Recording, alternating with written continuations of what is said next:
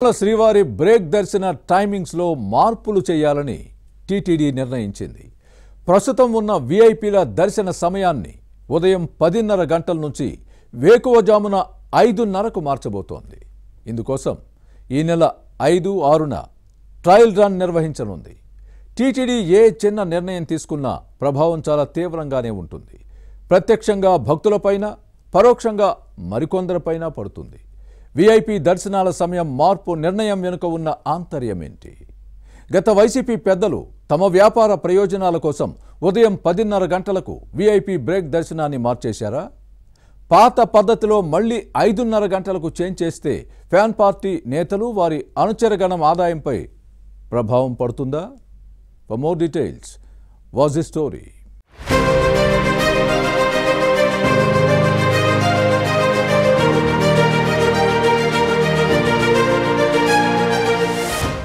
కలియుగ ప్రత్యక్ష దైవం శ్రీవారిని దర్శించుకునే భక్తుల సంఖ్య రోజురోజుకు పెరుగుతోంది.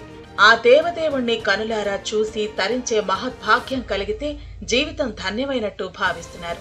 అందుకే సామాన్య భక్తులకు పెద్దపీట వేసే క్రమంలో విఐపి బ్రేక్ దర్శనాల సమయాన్ని మార్చే ప్లాన్ లో టీటీడీ ఉంది.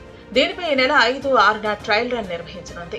గతంలో విఐపి బ్రేక్ దర్శనాలను ఉదయం 5:30 గంటలకు కేటాయించేవారు. జనవరి 1తో పాటు పండుగ రోజుల్లో సుప్రభాతం పూర్తయిన వెంటనే, అంటే అర్ధరాత్రి 2 గంటలకు విఐపీలను దర్శనానికి అనుమతించేవారు. ఆ తర్వాత సామాన్య భక్తులను పంపేవారు. అయితే వైసీపీ ప్రభుత్వంలో విఐపి బ్రేక్ ను ఉదయం 10:30 గంటలకు మార్చారు. ఇప్పుడు మళ్లీ వేకువజాము 5:30 గంటలకు దీన్ని ప్రారంభించాలని టీటీడీ నిర్ణయించింది. దీనిపై సాధ్యాసాధ్యాలను పరిశీలించాలన్న బోర్డు ఆదేశంపై సమీక్షించిన అధికారులు వచ్చే శని, ఆదివారం విఐపి బ్రేక్ దర్శన సమయాన్ని ఉదయానికి మార్చి ట్రయల్ రన్ నిర్వహించేందుకు ఏర్పాట్లు చేస్తున్నారు.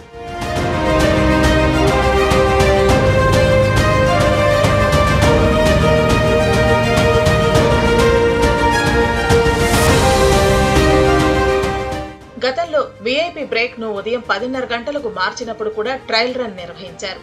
అప్పట్లో సమయం మార్పు వెనక ఉన్న ఆంతర్యం వేరు. ఉదయం 10:30కు విఐపి బ్రేక్ ను మార్చిన తర్వాత తిరుపతి నుంచి నేరుగా దర్శనానికి వెళ్లేవారు. వారికి తిరుమలలో బస ఏర్పాటు పెద్ద అవసరంగా ఉండేది కాదు. తిరుపతిలోని స్టార్ హోటల్స్ తో అప్పటి ప్రభుత్వ పెద్దలకు అవగాహన ఉండేదట.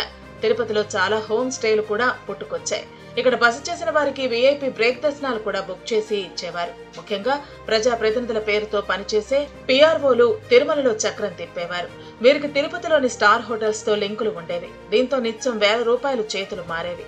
కొద్దిమంది అయితే ఉదయం హైదరాబాద్ నుంచి విమానాల్లో వచ్చి నేరుగా తిరుమలకు వెళ్లి దర్శనం చేసుకుని తిరుగు ప్రయాణం కూడా అయ్యేవారు.